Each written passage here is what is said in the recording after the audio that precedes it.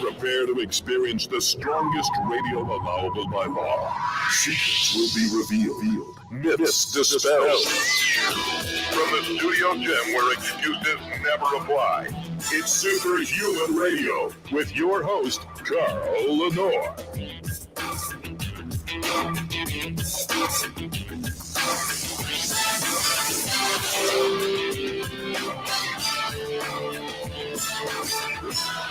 Hey, welcome back to another episode of Superhuman Radio. We have a great show planned for you today. Today's show is footed exclusively in physical culture, which, you know, one of the things that makes this show different than any other podcast out there is that physical culture is a hugely important part of anti-aging.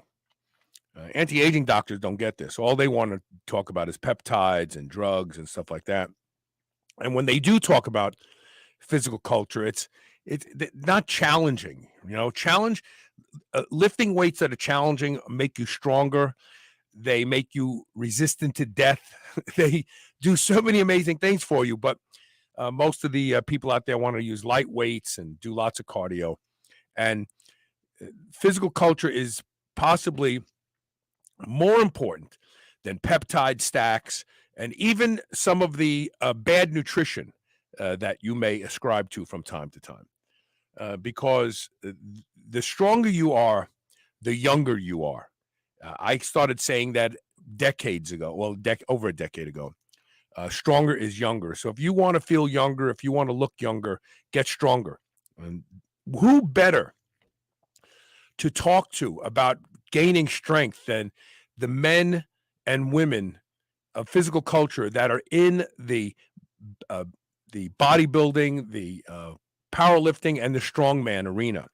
If you want to learn how to play a piano, you're going to take lessons from your neighbor's son who's slightly better than you, or do you want to go to somebody who makes a living playing the piano? Well, when you want to get stronger, you want to talk to people who literally make a living with their strength. And we're going to do that today with a guy named Tiny Meeker, who I've known about 14 years now, I want to say. And he is a world champion bench presser. He specializes in the bench press. So we're going to talk to him in just a minute. We have to start off by thanking our title sponsor, and that is Legendary Foods, shrnetwork.biz/legendary. Use the code SHR10 to save 10% off the greatest healthy snack in the world. I kid you not. The tasty pastry started out as an answer to the Pop-Tart.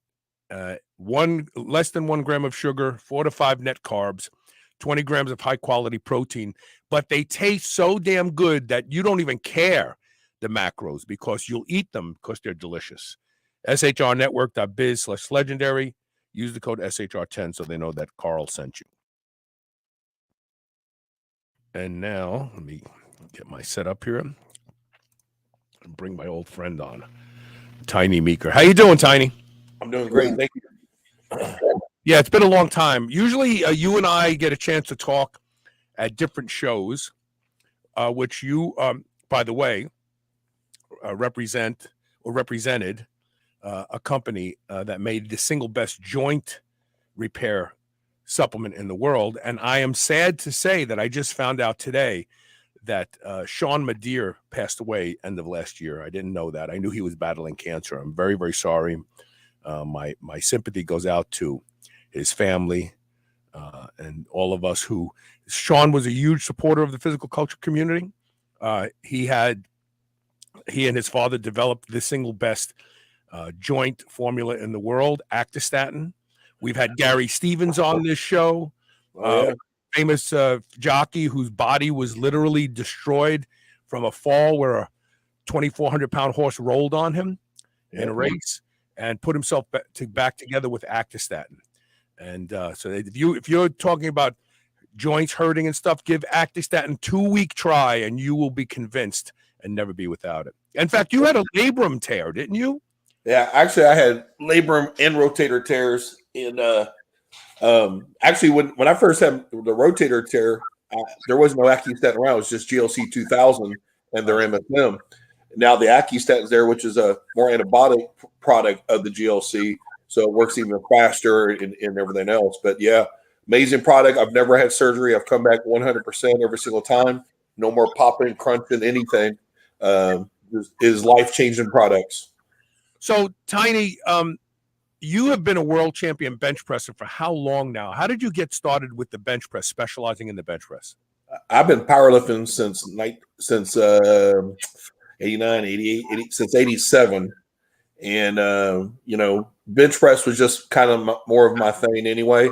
But I had some football injuries and car wrecks when I was much younger. So I really couldn't squat, but I could deadlift and I could bench, but bench was more my specialty. But I'm 26-time world champion now, but I've had over 75 world records.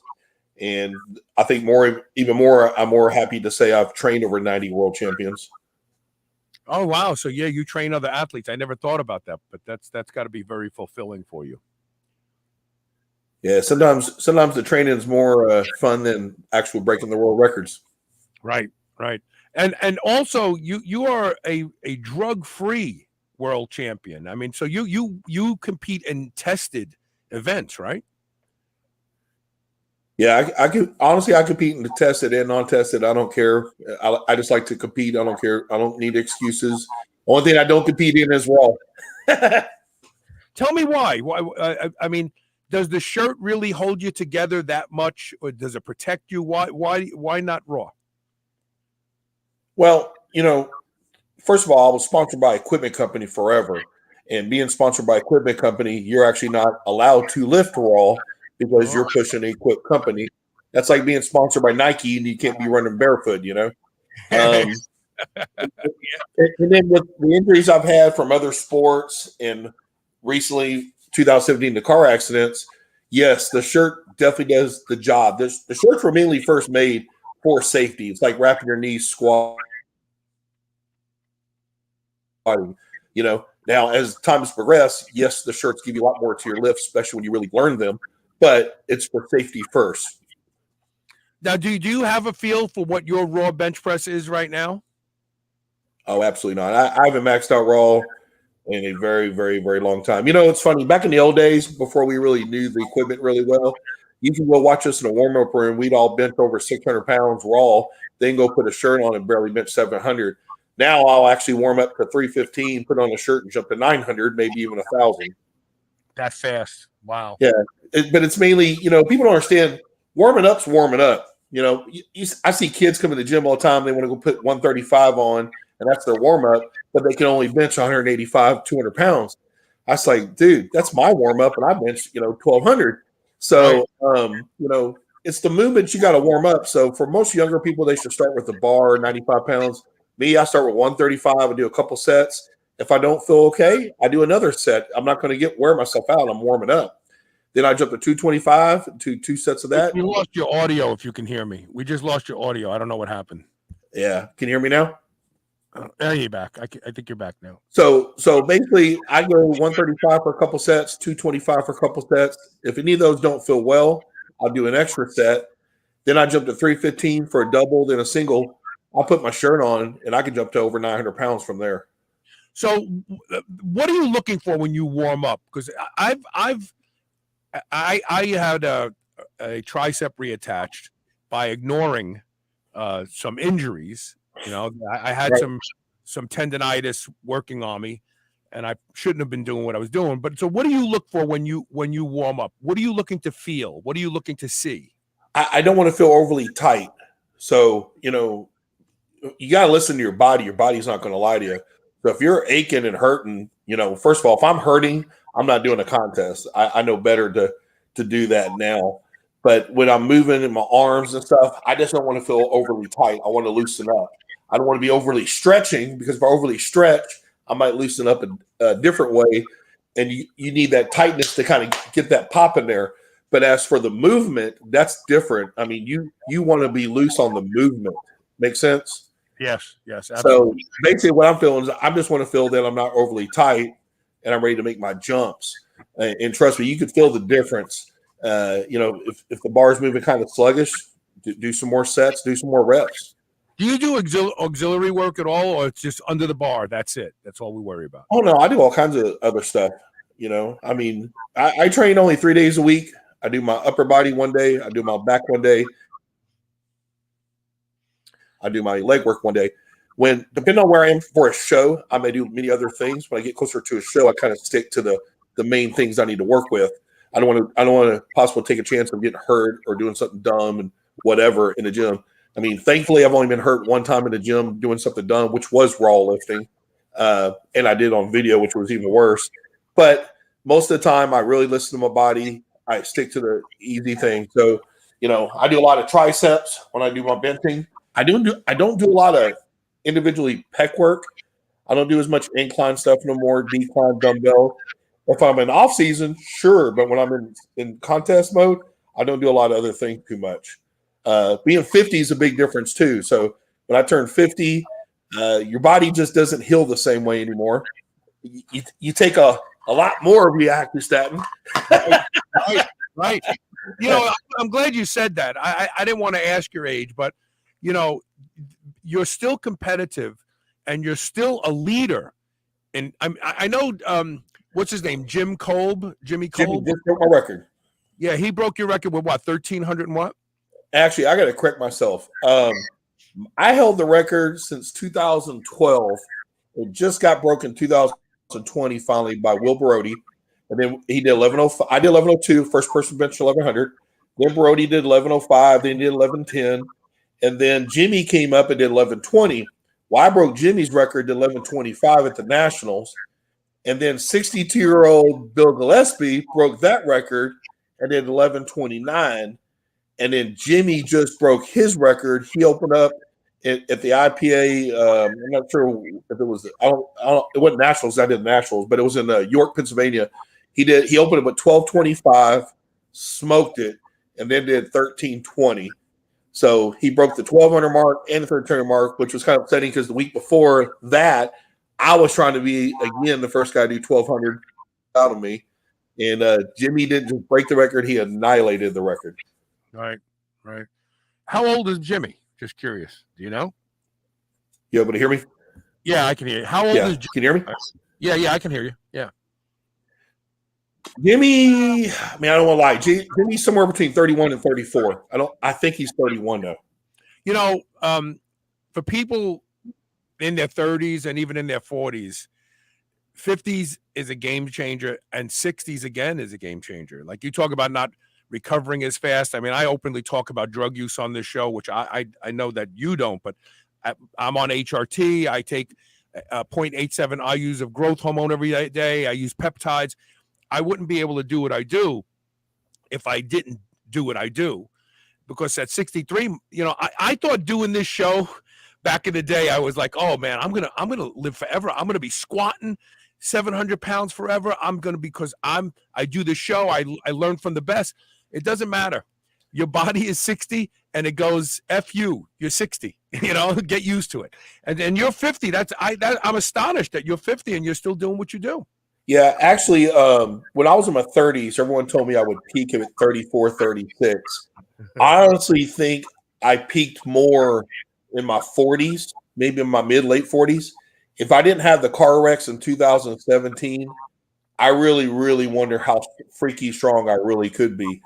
When I finally, it took me 5 years to really heal up from the wrecks. And when I finally healed, it was still just, the shirt changed. I had to learn a different type of shirt. I actually left my equipment company, went to a different company, and I had to learn a total different way of lifting. And it was very frustrating because I felt like my body wasn't healing right.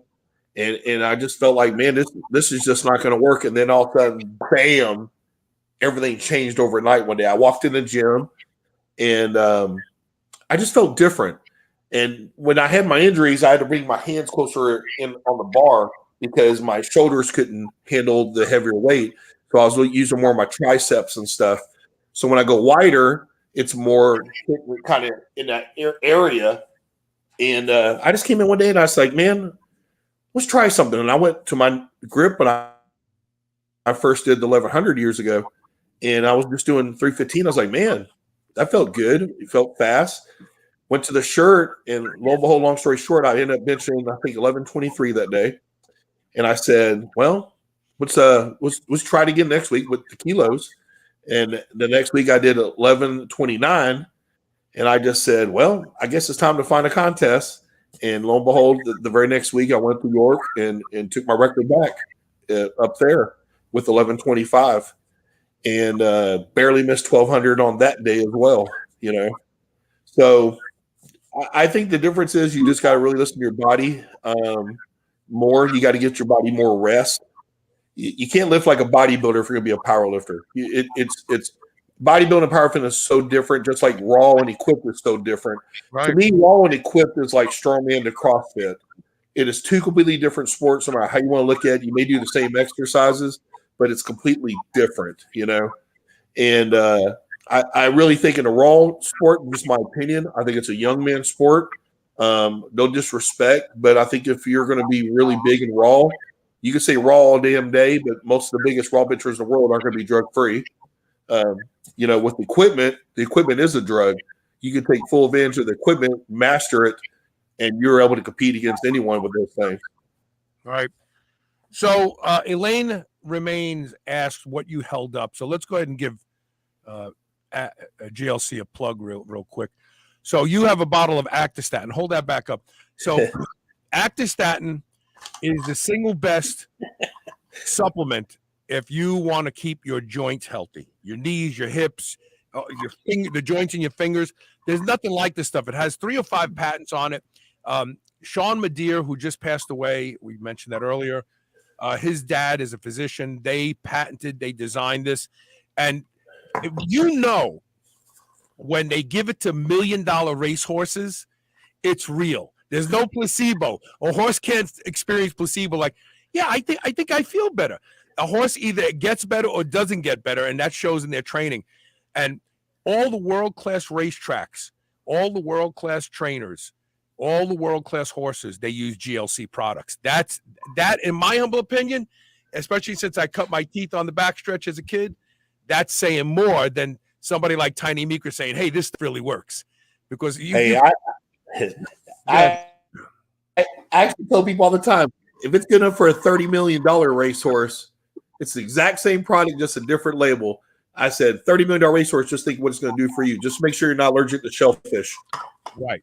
And it doesn't necessarily make you stronger intrinsically, but extrinsically, if your joints feel good, if they're moving fluidly, if you don't have loose joints, yes, you will be stronger.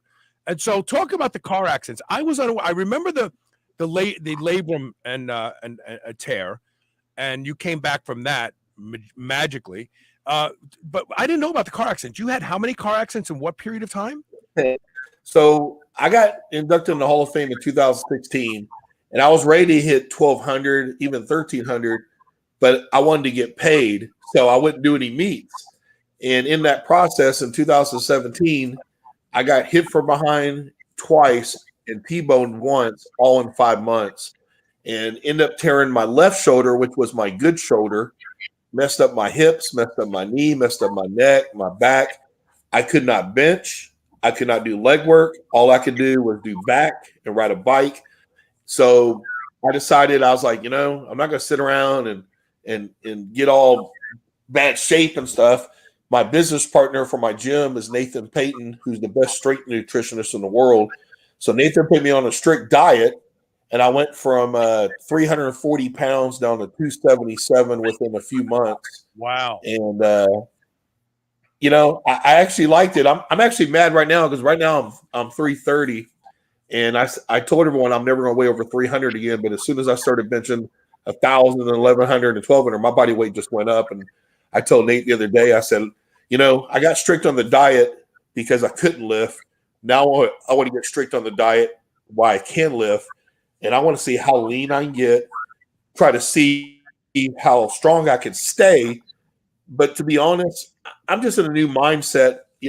I will always lift heavy. It's fun, but I'm not gonna lie, my body just it takes so much longer to recover, and I hurt a different way. And I'm not talking about my joints. My joints are good, but my hands, my back, I just feel aches and pains so different and so many more days after whatever I do that I will always lift heavy, but I really want to be under 300. I really want to see if I can get under 275 and still bench over 1,000 pounds, if not, 1,100. But I just want to have fun doing it. And lately, just the lifting, dealing with the injuries, it just wasn't fun for a long time. Went through a lot of drama, from Sean to my mother dying, house floods, gym floods. It's like I just wanted to find something new to enjoy things more again. Yeah. And I think if I could get really lean and be as strong as I possibly can, that's fine. And to be honest, when you're talking about TRTs and all that stuff, I'll be brutally honest. It's definitely a train of thought of me now because I'm 50. The recovery is so much harder sometimes. It's like, hey, if it's going to make me healthier, if it's going to make me heal quicker, then I'm very interested in looking at it. I don't compete in most drug-free stuff anymore because I do all the money shows. But I'm not trying to turn into a bodybuilder, if you know what I mean. I just want to be healthy and happy. That's it. Yeah. So you and I need to, excuse me a second. You and I need to talk off the air so I can give you some valuable information about peptides. Sure. There's some peptides out there that will help you heal faster, recover faster. I mean, some of these stacks I'm using, I literally feel like I can go in and train the next day. I don't. Right. And these are not, and this is nothing that anyone's trying to detect. It's not growth hormone, but there's some real good stuff out there. We'll talk. We'll connect. Yeah, because I'm not trying to turn a bodybuilder. My routine for lifting while it's the same. I actually do cardio every single day, morning and night, at least 20 to 30 minutes on a bike ride all the time. Mm-hmm. So my cardio is great. I just want to, think about recovery better. Talk about your training. Do you use anything? Did you ever tear any pages out of Louis Simmons's book, or do you have your own style that you use? I would say I definitely have my own style, but even though I'm the okay, so we lost your audio. We lost your audio after you said, even though I'm the, so pick it up from there. I said, even though I am a sensei of weight training, I'm always a student. I'm always looking for something new, something to change, because the only way you're going to get stronger is you have to try new things, because your body gets used to whatever you do and you have to change it up. You have to shock the body constantly. The one thing I've been doing forever, and even my clients, I train them the same way. I train 3 days a week. That's it. I don't care who my client is. If they want to go do cardio, they don't need me to go tell them to get on a bike or a treadmill. They can go do it on their own. But I really push hard to only train 3 days a week. Let the rest of the week, you let the body heal.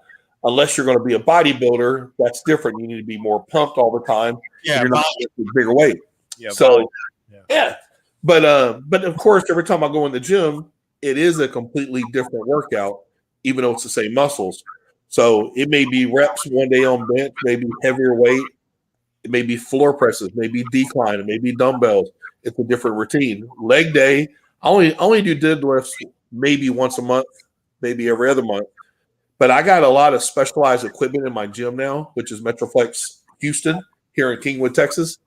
But we have a lot of stuff made by Pendulum that it isolates so perfect to the muscle you want to work, but it annihilates it. I mean, but it's so safe. You don't sway to get under your machines and stuff. It's just perfect form on everything we do. And then for back work, I got every machine, every attachment you could ever dream of in our place. So, back day could be all your back. It could be a T-bar one day. It could be shoulders. You can mix biceps on there, but it's a completely different routine every time you walk in. Do you do speed work? Do you believe speed work makes a difference? Well, if you ever look at my Facebook or my YouTube or my Instagram, I always say every day is speed day. So it doesn't matter if that's 1,300 of the bar or is it 1,000 pounds of the bar or whatever. I'm trying to do it as fast as possible. I believe speed is the key to everything. If you could drop it faster, it's going to go up faster. Years ago, I think it was I want to say it was maybe 2012, maybe a little earlier than that. Enzer Van Zijn made a contest. John Enzer made a contest called Superlifting, where we actually had to do reps instead of a single lift. And what I had to do was I had to learn how to get it down faster and go up faster, try to use less energy to get more reps. I ended up doing 600 for 14 reps with pauses. And I said it made me a completely different lifter from that point on, because now I did that in all my lifts. So, no, speed is, to me, the key to be strong as can be on anything. So focus on moving the bar fast. That's interesting. Fast but perfect. Before we take this first break, let's plug a couple things. First of all, you have an event coming up, right? Is it in Texas? It is in Texas, in Kingwood. Why don't you plug it? What is it? September the 13th, which is Friday, we'll have the IPA Full Power World Championships here. And then on Saturday, the 14th, we'll have the IPA Push-Pull Worlds, bench press only, deadlift only, along with the baddest bencher on the planet contest too. Let me make sure I'm not freezing up on you. The baddest bencher on the planet contest, what's really... Yeah, good. The baddest bencher on the planet contest is something like no other meet. It's invitational only. Every single lifter in the contest will bench press over 1,000 pounds. Last year we did this, and unfortunately, because Sean's gone, we lost a very major sponsor. So we actually are still looking for more sponsors, but we already going through with it. But every lifter last year was paid $1,000 just to attempt 1,000. This year, lifters are getting paid to make 1,000-pound bench, and then after they make the 1,000, they're in for the money, which is the biggest lifter will get $10,000. Second place will get $5,000. Third will get $2,500, and fourth will get $1,000. And we're actually working on some TV deals to get this on TV this year, and looks like that's probably going to happen. But you're probably going to see. I'll put it this way: you're going to see 1,000. I guarantee you're going to see over 11. You're going to see over 12. You're going to see over 1,300. You might even see presses or attempts over 1,400 to 1,500 pounds at this contest. No kidding! Holy mackerel, that's amazing. There's 9 lifters invited so far. Well, there's only 9 lifters we're going to invite, and you have you'll definitely find out who's the baddest bencher on the planet in this contest. That's so cool. So let me answer this question, then we'll take the break. Elaine Lelaine. I'm sorry, I keep saying that because I actually had Jack LaLanne's wife on this show. Oh, yeah? I didn't want to mispronounce her name because it rhymes. And every time Elaine Remains from YouTube posts something, I call her Elaine Lelaine by accident. Yeah. All right. You're going don't go to Amazon. Go to the website glcdirect.com and buy your Actistatin Pro from them. That's the best place to go. And I think it's like $60 a bottle or something like that. But $100 to $300, and that's for animals. Don't get that. Get the Actistatin Pro for humans. Get it for humans. All right, we're going to take a quick commercial break. When we come back, we're going to talk about the mental side of this type of sport. And I think we're going to be fascinated because the guys that do this, the heavy benchers, they have focus like laser beams. We're going to talk about that when we come back. Stay tuned. We'll be right back.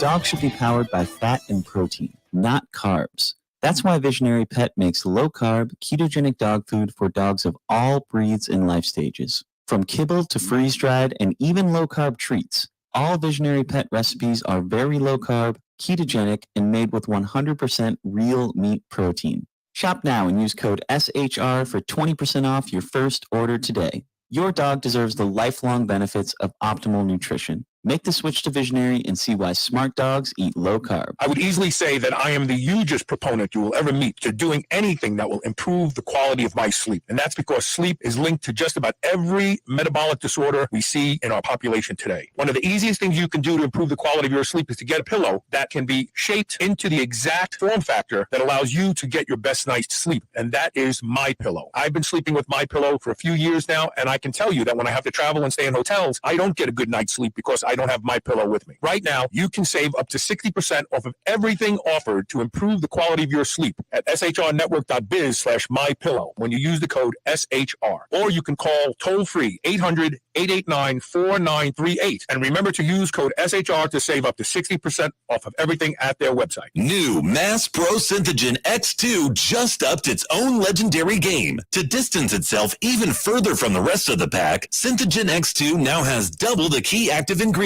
If you've ever wondered what steroid-like recovery feels like, Synthogen X2 delivers. See why others compare it favorably to powerful bodybuilding drugs at synthogen.com. Mass Pro Synthogen. When you train with it, you'll gain with it. More than 240 million Americans take supplements daily in pill form, but poor nutrient absorption means the promised results are rarely achieved. Healthy Cell uses a clinically proven patent-pending gel delivery system that increases absorption by 165% over pill form. Go to shrnetwork.biz/healthycell. That's HEALTHYCELL today and use the code SHR to save 20% off your purchase of Healthy Cell supplements. If you've listened to this show for any length of time, you know that I have struggled to give up coffee for years. Coffee has destroyed my gut and it's impaired my health. Well, I haven't had coffee in months thanks to a product called Magic Mind. Magic Mind is the first nootropic blend I actually feel working. One shot and I'm good all day long. My memory is crystal clear and I'm able to function and have great focus without coffee or caffeine for that matter. If you want to try a product that really works, if you're like me and you want to give up coffee forever, or you just need something occasionally that will help you lift the brain fog, Magic Mind is your product. I promise you that this product you will feel when you use it. Go to shrnetwork.biz/magicmind, all one word, and use the code SHR for a whopping 20% off your first order. One of the best health hacks there is using an infrared sauna with regularity. But infrared saunas are expensive, you have to assemble them, and they require a great deal of space in your home to dedicate to one. But that's all about to change because I negotiated an amazing deal with Helix, the infrared sauna blanket company, so that every one of my listeners can take advantage of an infrared sauna in their home, apartment, condo, wherever you live. Take it with you. Right now, you can get an infrared sauna blanket for just $469, and if you want, you can break it into 4 interest-free installment payments as well. There is no longer an excuse not to have and use an infrared sauna. Go to shrnetwork.biz/helix. That's HEALIX. Use code SHR. Get this ridiculously inexpensive price now and 45-day risk-free. If you don't like it, send it back. But I promise you, you will love it, and you will never want to be without it ever again.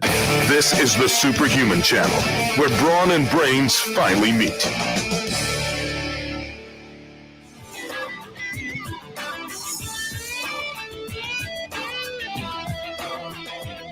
Welcome back to Superhuman Radio. We're talking with world champion Tiny Meeker. Really considered, if not the, one of the best bench pressers in the world today. And at 50 years old, he keeps pushing. And that in and of itself is amazing because this type of stuff is a young man's game. Let's be honest. We all know that. Just out of curiosity, do you use sauna at all, Tiny? Do I use what? Sauna. Hot sauna? Oh, no. I do icing every single day. Oh, does that work to help you recover faster? Oh, yeah, for sure. Interesting. For sure. You know, it's funny. A lot of Chinese medicine will tell me that, you know, they're all in the heat and stuff. And I cracked the joke. I said, well, when the Chinese starts outlifting the Russians, I'll start listening to the Chinese. That's funny. Yeah, I've been icing forever. I mean, you know, when you played football, they always said you get hurt, you know, put ice on it, break your leg, put ice on it. That was part of the joke. But, you know, I've always iced, you know, you never ice over 20 minutes because then it counterreacts. But every day I watch TV, I got giant ice packs. I put them on both shoulders and I set my timer. And then after 20 minutes, I'll put it on my legs or somewhere else. But I ice even if I'm not sore. I just want to recover as fast as possible. So Mike Miller has become a good friend of mine over the years. Mike Miller? Yeah, you haven't thought about in a while. And Mike was the first man to squat 1,220 pounds in a full meet. And he was on the front cover of Powerlifting magazine. I'll never forget it, in that kilt. He was 440 pounds. He was in that kilt. I mean, he's just like a man mountain. Wonderful guy. And we still communicate. But back then, when he was going to squat 1,220, he worked with someone, a hypnotist. Because, yeah. And his wife, Deb, who has been, a strong supporter of his entire career. I think she was the one who said, let's get with a hypnotist, and he did it. And he said that hypnotist actually helped him a lot because, when you've got bone crushing weight in your hands in the bench press, where you literally get stapled to the bench, or on your back, and you're about to sit down with it and come back up with it, the noise in your head can be a bigger problem than your strength. Talk about you and your. Does focus come naturally to you? Is it something you had to work on? Because obviously you have to be really focused when you're holding 1,000 pounds in your hands, right above your chest and your neck. The funny part is, like when I first got the record, that day I was so chilled and relaxed. I mean, I honestly believe even when I came back and got the 1125 that day, I was so much more relaxed for those shows. I mean, I was prepared mentally, physically, the whole shebang. I think this last show that I lifted, my biggest problem was I had different people helping on liftoff, and they were all bad, which I don't like saying that too much because I've heard other lifters complain. But until you start getting bad liftoffs, you don't understand how bad it affects your body anyway. But I just really feel when you really train the way we train, and you're doing much more in training than you're ever going to do in your contests, that by the time it's time to actually lift, it's kind of turned into a joke. If anything I do before I lift, I just say a prayer. Don't let me get hurt. We lost your audio just now. If anything, you said. Yeah, I said if anything before I lift, I just say a prayer to pray. I don't. Yeah, no, you just came back. You actually, we lost some of it. You said if anything, and then we lost you for a second. Yeah, because this was sounding funny on me. But I was saying if anything, I'll say a prayer before I lift just to make sure I don't get hurt. Interesting. That's funny. Yeah, I always pray don't let me get hurt.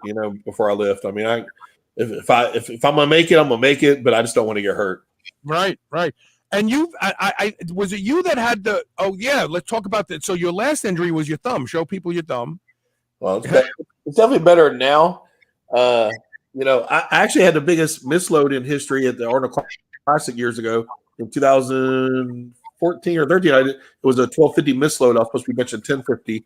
And since you did bring up Mike Miller, the funny part is the bench press is just now officially past the squat for the biggest lift ever. Wow. How about that? So you had a bar roll out of your hand. How much was on that bar that day? 1221. And it rolled right past your thumb. I saw because you were so focused that when it rolled off, your hand kept going. It kept coming up, and they had to grab the bar. It fell on your chest, right? Yeah. Well, we're using my bench. My bench has custom body protectors and face protector.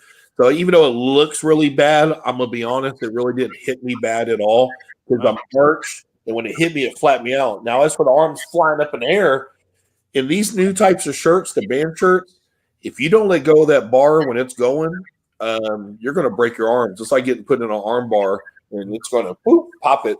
Right. But no, what happened? I was coming down. It felt perfect. All my lifts before that, which were 1157, didn't feel perfect.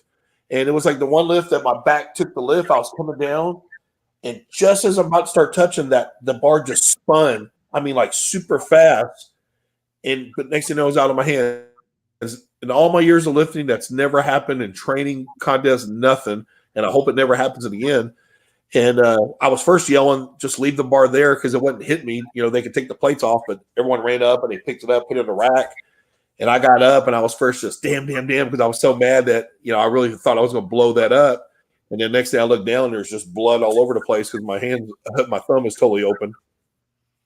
And now it's pretty healed now, right? Yeah. A lot of Neosporin and bandages. And yeah, it's doing a lot better. I'll still keep Neosporin and bandage on it for another week just to make sure it heals. But the hand is a little bit swollen right around here. Right. But I'm able to do a lot more stuff than I was doing a couple of days ago. Yeah, you got to go easy. But no broken bones.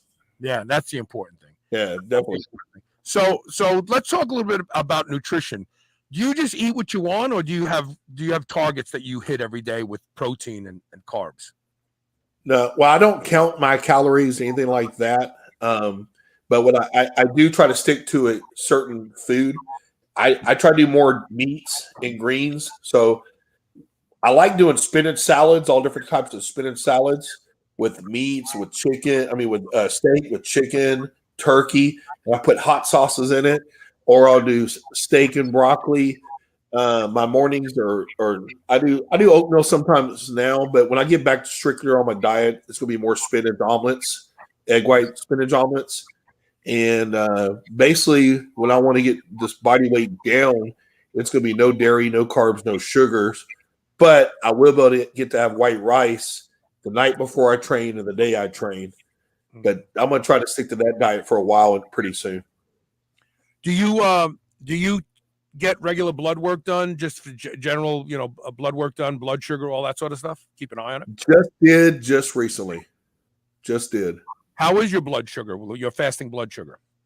Well, diabetes do run in my family, and I kind of got a shocker that basically I was told if I don't watch it, that in about 3 years I will be diabetic. So we're going to kind of watch that a little bit more. I actually went AFib a couple of years ago too, so that was from all the stress from my mom stroke and the house flooding and room flooding.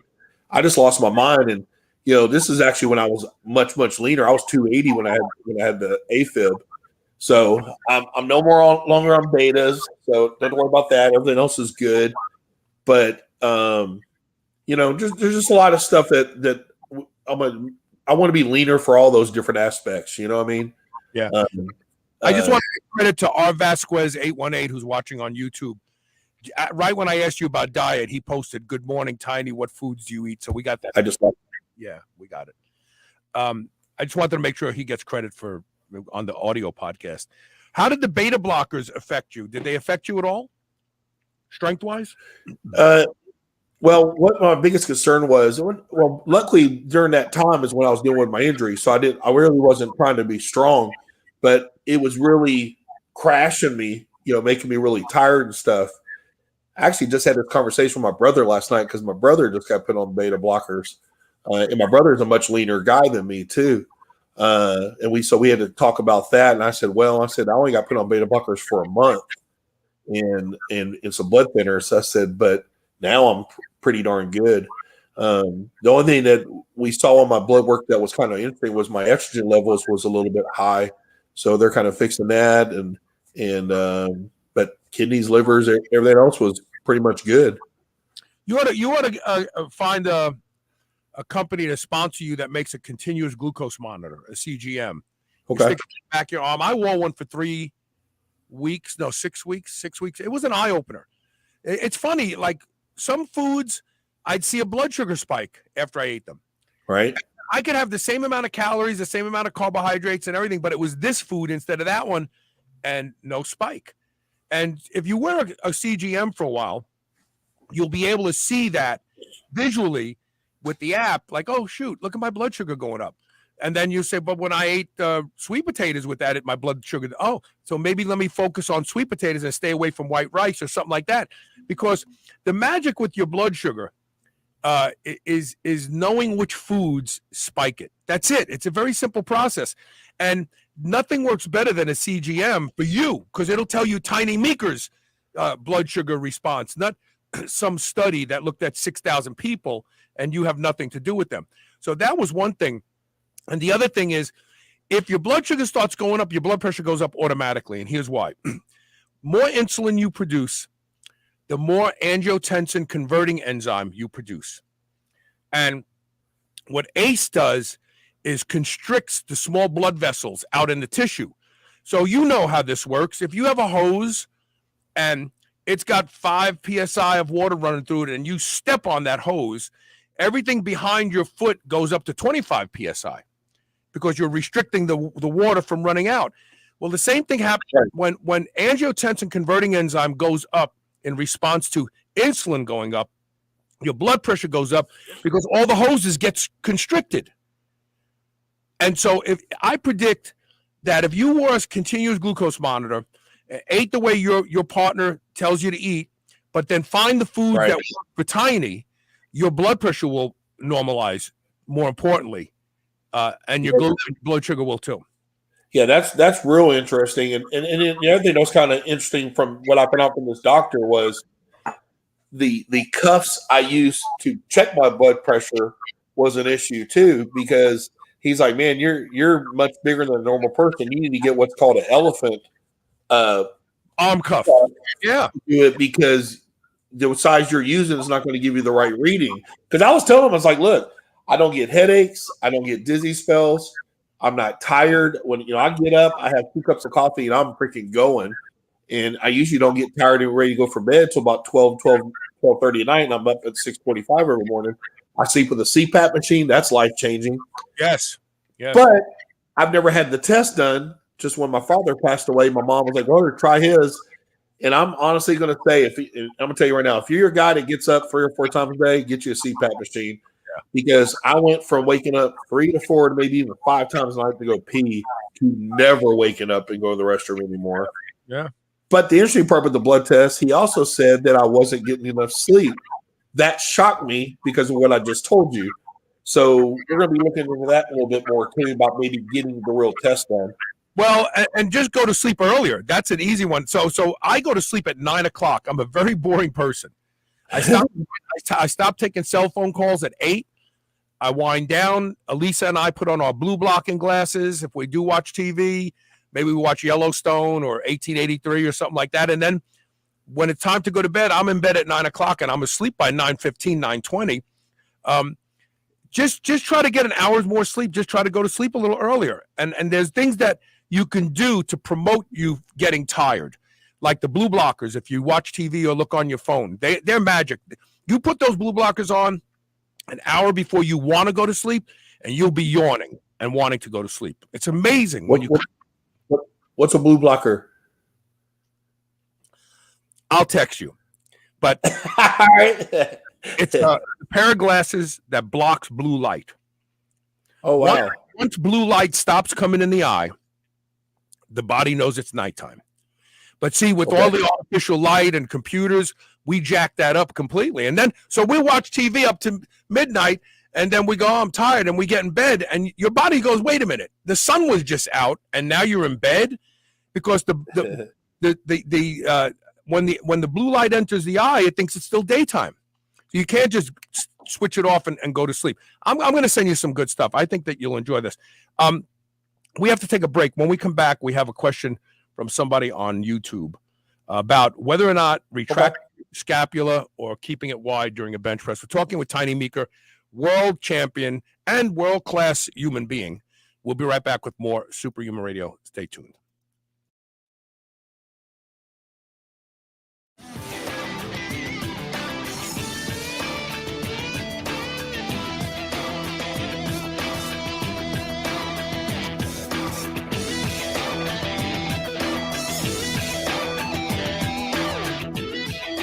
Remember those rectangular toaster pastries you used to love when you were a kid? Well, Legendary Foods has just made them better. The new cake-style tasty pastry is like nothing you've ever had before. With 20 grams of high-quality protein and less than 1 gram of sugar, you'll feel like you're cheating, but you're not. Go to shrnetwork.biz/legendary and use the code SHR10 to save 10% off your purchase of tasty pastries. Now available in cookies and cream, red velvet cake, birthday cake, blueberry, strawberry, brown sugar cinnamon, and hot fudge sundae. Go to shrnetwork.biz/legendary and use code SHR10 today. If you'd like a shortcut to better sleep, more energy, and calmer, more stable moods, then you should make sure you're supplementing with magnesium daily. Let me tell you why. About 75% of people are magnesium deficient. This deficiency can lead to higher levels of anxiety, irritability, trouble sleeping, and low energy. It can even contribute to foot and leg cramps while you sleep. Magnesium Breakthrough by Bioptimizers is the single best magnesium supplement in the world. Simply take 2 capsules before you go to bed, and you'll be amazed amazed by the improvements in your mood and energy levels and how much more rested you feel when you wake up. I take Magnesium Breakthrough every night and I sleep better because I use it. Go to magbreakthrough.com/SHR and use the code SHR10 during checkout to save 10% off and get free shipping. Check it out. Being superhuman means being conscientious about the choices we make. White Oak Pastures is superhuman when it comes to raising livestock. They're committed to animal welfare, land regeneration, and rural revival. They responsibly manage the entire process from the pasture to your doorstep. High quality, pasture raised, great tasting meat from a farm you can trust. Full nose to tail selections. They even have options for your pet. Go to shrnetwork.biz/white oak and use the code superhuman to save 10% off your entire first order. C60, also known as Buckminster Fullerene, is the most powerful, most versatile antioxidant in the world. It's been shown in studies to double the lifespan of rodents. We all know the importance of taking antioxidants to slow aging, reduce inflammation, and improve mitochondrial function and energy production. But there are literally hundreds of antioxidants that would cost you thousands of dollars to take every day. I take one. I take C60 from C360 Health. Revive and Rejuvenate are two blends that harness the power of C60. Don't waste another minute. Go to shrnetwork.biz/revive and use the code SHR for 15% off and free shipping inside the United States today. Have you been struggling to achieve results in the gym? Trouble sleeping through the night? Overwhelmed with stress or anxiety? Look no further than Infiniwell supplements. They have designed products to address specific needs like muscle growth, hormone balance, sleep, and anxiety from the first use. Infiniwell helps you live well. Go to shrnetwork.biz/bewell. That's BEWELL and use code SHR20 and start living well today. If you've listened to Superhuman Radio for any length of time, you know I'm a big proponent of peptides. One of my favorites is GHKCU, the blue copper peptide. It has the ability to repair and regenerate more youthful expression of skin cells, reversing the signs of aging. Restore Cell's Stem Cell Awakening Serum, along with their other products, contains potent formulations of blue copper peptides and only the highest quality organic ingredients. Superhuman Radio listeners can now save 25% site-wide. Go to shrnetwork.biz/blue and use the code SHR25. Remodel your skin today.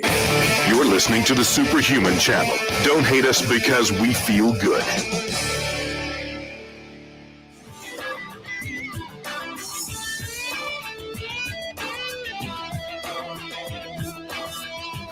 Welcome back to Superhuman Radio. We have a question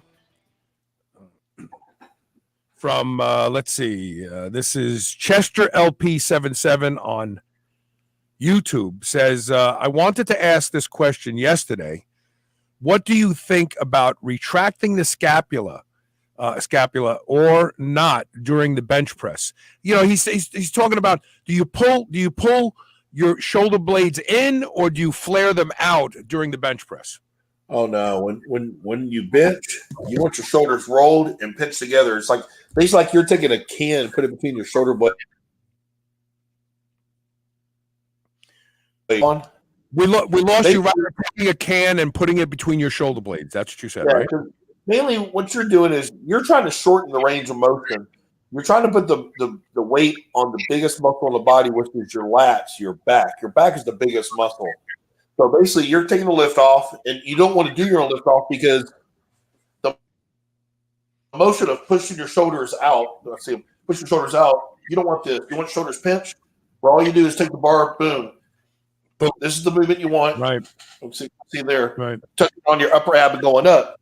So you're starting with your lats, and you're finished with your triceps, which are your biggest muscles. And realistically, you're not doing much chest at all. Maybe more of kind of like a decline. Mm-hmm. Than actual chest press. I mean, the old school days of bench press was bodybuilders, was flaring the elbows out, staying here. Yes, it may have made your chest bigger, but also caused a lot more shoulder injuries, and you don't want shoulder injuries. Right. Yeah. So really, the bench press becomes more like a modified dip, where you're pulling your shoulders, you're keeping your shoulders protected by bringing your elbows in, and your elbows actually get support from your back. Right. Yes. Yeah. So basically, you're staying all tucked. See, a lot of people they look at me lift, they go, "Oh, he has short arms." No, I have a good arch. I have long arms, but when I shorten my lift, I go from here. Let me see if we go this way. There you go. This, which is dramatically shortening it compared to being like this. Right. Jimmy, I'm 5'10". Jimmy, I think Jimmy is 5'5", 5'6", and he has a crazy arch, which he really shortens his stroke. And people want to go, well, that's cheating. No, it's not cheating. It's just better form. It's just like punching. If I have a longer punch, I'm going to use my longer reach to punch you. I'm not going to sit there and go, woo, woo, woo. Right. Follow through.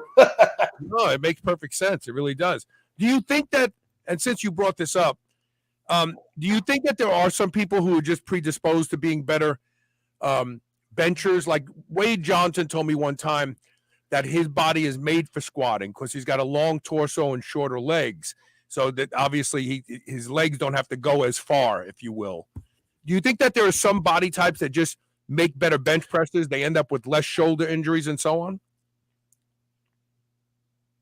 It's funny you say that because I had the big argument. Everyone's going, oh, because you're short, that's why you got the record. I said, well, I took the record from a guy that was 6'1", 6'3", 6'4".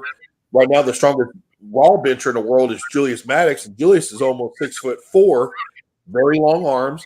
The guys that had the squat records were over 6 feet tall. Mike Miller is not a short person. If you see Mike, Mike's a very big man. I know. I know. Yeah. And then you have even Gary Hinesley back in the days who was 6'9", O.D. Wilson who was 6'9", 6'10". So to me, it's technician. Now Jimmy, on the other hand, Jimmy's a little different when it comes to equipment. It's funny. Jimmy had the world record first with a single ply shirt, which is a big deal. You don't get as much out of the shirt. With his range of motion, he was able to use a very, very, very tight shirt and get the most out of it. So when he switched to these band shirts, I actually first thought Jimmy was not going to do that great, but he did some things in his training, which I saw what he was doing. He was able to handle a much tighter band, but probably less assistance, meaning maybe a double ply or even a triple. But because he was able to stretch that band out, he was getting the most out of it. Where a lot of guys, all they want to do is put more, which I think less is better, because the more you can stretch these things out, the more you get. It's like you take a rubber band. If you just grab a rubber band and you don't stretch it out, and you just kind of pull on it, you're not going to get much out of it. But if you stretch that rubber band out and then pull it, it's going to give you much more reaction. Right. So, realistically on the lifts, I don't think it's necessarily better be how you're built. It's just how I lost your audio. I lost your audio right after the analogy of the rubber band. When you clapped your hands, it's like you're dead. There you go. So what I'm saying is, I don't necessarily think the body type is as much as the technician of the lifter is. Right. You could look a certain way, but if you don't know how to use what you look like, you're not going to get the best out of it anyway. Right. Technique is everything. It doesn't matter if it's fighting, if it's weightlifting. Technique is everything. Running. I mean, it's changing the way you run. Sprinters go learn how to run perfectly. So technique and form, that's what's most important. And spending time under the bar. If you want to be a champion bench presser, you got to spend a lot of time bench pressing, right? Well, perfect practice makes perfect. Bruce Lee said it right. And the funny part you say about that is it doesn't matter if it's your first warm-up, your max out. It's the exact same form and technique every time. Yeah. So now, when is your next event? Is it going to be this bench press bash, or do you have something else coming up? No, because I'm, after what happened to my thumb, I'm going to wait all the way till the bench press contest. And actually, if you mind, let me tell you a little bit more about that. Please, promote it. So the 9 lifters lifting this show, the first one is going to be Jimmy Kolb. His qualified lift was 1325. Then it goes to myself, 1125. Tony Carlino, who last year bent 1080, under 275 pounds.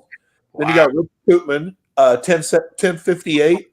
The great Scott Mendelson, the only lifter in the world to ever hold the all-time raw and equip record of 1030. You got colleague, I'm going to kill this person's name, Emil Vlatio James. They're from Great Britain. They benched 1,003, got him in. You got Doug Smithy, 1,003. Rob Farrell, who's the man actually making all these band shirts, he benched 1,000 pounds. And if I'm correct, I think Rob's 242, maybe lighter. Then you got Bob Merck, who not only squatted over 1,000, he also benches 1,000 pounds. So that's your 9 guys competing in this contest for the money. Whatever happened to Brandon Lilly? Brandon Lilly. I think Brandon went to Raw. So, Carl, the funny part is when Powerlifting USA magazine went away, Yeah. we lost a lot of stuff about the sport. Yeah, but no, there's no place to go and get current information. I know. Well, the worst part is it's not even about the current. You don't know about the history no more. Same as bodybuilding. There's people who don't know who Ronnie Coleman is anymore. Mm-hmm. It's very sad. You're right. Who Dorian Yates was and all these other big top bodybuilders. With powerlifting, there's people who know who Anthony Clark is. They don't know. I mean, there's so many names. Ryan Kennelly. A lot of people don't know who the bench monster is. And there's a lot of people who don't know who I am, Right. Losing the sport's a big deal. And by the way, if people want to get in this contest for the IP world, they go to iventuretotal.com. That's my website. And they can actually go on there, or ipapower.com. And you can actually enter the contest on those websites. What was the first website again? iventuretotal.com. iventuretotal.com. Or you can go to ipapower.com. That's funny. ibenchyourtotal.com. That is really saying something, right? If some guy has a 1,200-pound total across a bench press, a deadlift, and a squat, and you bench that, that is funny. That's funny. Yeah. What about a guy like me? I was never a good bencher. I've hurt my shoulders early on. Right. And I've never tried to bench in a shirt. Do you think I should get a shirt and start experimenting with it? I would try with a band first. And again, don't do your own lift offs. Let someone do the lift off for you. But again, if you're not pinched back when you're using that band, you're not going to get the assistance you need to learn. I would start with a slingshot by Mark Bell. Good friend of mine. By the way, I told him you were coming on the show. He said, nicest guy. That's what he said about Tiny Meeker, nicest guy. Well, Mark's the one that really started this band out, and his product was great. It was to teach you to be a better disciplined lifter. It keeps your elbows tucked, and it's really good to assist your bent. He has single ply, he has double ply versions of it. So, of course, you get stronger, you might want more support. You go on. And then after that, you can look at Rob Farrell. He has an unbelievable band as well, which is much more aggressive. But for someone just to be healthier and lift safer, I would do Mark Bell's slingshots. Yeah, and that's the way. His website is markbellslingshot.com. But he's grown so much. He has elbow wraps. He has knee wraps. I mean, sorry. The show has a mind of its own. So that's markbellslingshot.com. And I'm going to reach out to him. He sent me one a couple of years ago. And I didn't use it because there was this young kid at my gym. You know, when you see somebody, he was 19 years old. He looked like a grown-ass man. Okay? He's a big guy, and he had just got an opportunity to play football in Japan. Oh, wow. And he was strong. And so I'm like, I'm not going to bench press. I took it out of my bag one day. I says, here, this will help you, get your bench press up and be better at bench press and keep your shoulders safe. So if you got to throw a ball, you don't get kicked out of the league. He's in Japan now playing football. And so I'm going to ask Mark to send me another one. Wow. I'm going to try it. Yeah, Okay. And also, Carl, before I get in trouble, you could also look at Anderson Powerlifting, who's a distributor for many of these companies. That is my new sponsor. They carry the Rob Farrell stuff. They carry Anderson, actually has sleeves and all that as well. And they even sell some other types of slingshot material things through Titan products as well. So that's Anderson. What is it called? AndersonPowerlifting.com. Anderson. And actually, I'll be at Arnold Classic working their booth this whole weekend.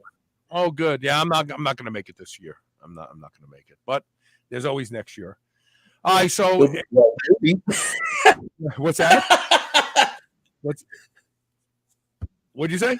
I lost you there. Oh, okay. I said maybe. Whether this is the first year back. I can't go this year. I already have commitments. I got a daughter getting married in New York, and so I'm all over the place right now.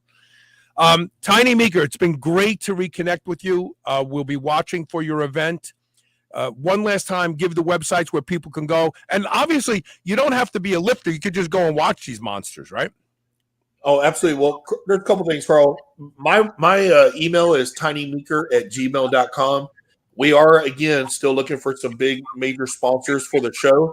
If I can get some more, I'd actually even up the money on this. I was really trying to add the women this year. Unfortunately, we weren't able to raise the money yet. But I'm telling you right now, if someone wants to sponsor the women, I'm still willing to throw them in quickly. But we're looking for a $10,000 sponsor, a $5,000 sponsor, a $2,500, and a $1,000 for the women's money, because I don't want to pay the women any less than the men. And for the women, they would all bench over 500 pounds that would be in the show. I think there's maybe 3 or 4 women now benching over 600 pounds now. That's amazing. What about a live stream of Yeah. Is this event going to be over the course of a weekend or just one day? The baddest bencher is one day. The full meet with the baddest bencher and the world championship is Friday and Saturday. Last year we did a pay-per-view. Depending on what goes on with this network deal we're working on, either we'll do a live stream pay-per-view, or it might just have to wait till they put it on TV. I don't know that yet. In May, I'll have a better answer. But again, we're still looking for more sponsors. If they want to do sponsoring, they can contact me at tinymeeker@gmail.com. If they want to enter the meet, it's iventuretotal.com or ipapowered.com. Okay. And then I'm getting you on a local. I don't know. Did you? Can you hear me? Is my audio gone? Yeah, I can hear you. I can hear you. I'm getting you on a local AM show that has amazing coverage in Ohio, Tennessee, and Kentucky, and so they'll be helping you promote the show as well. Thank you. That's all we have to talk about today. It's been great reconnecting with you and catching up, and we'll keep an eye out for you. And anytime you want to come on the show, Tiny, just reach out. Okay. Sure. All right. Take care. We'll see everybody tomorrow with more Superhuman Radio. See you then. Thank you.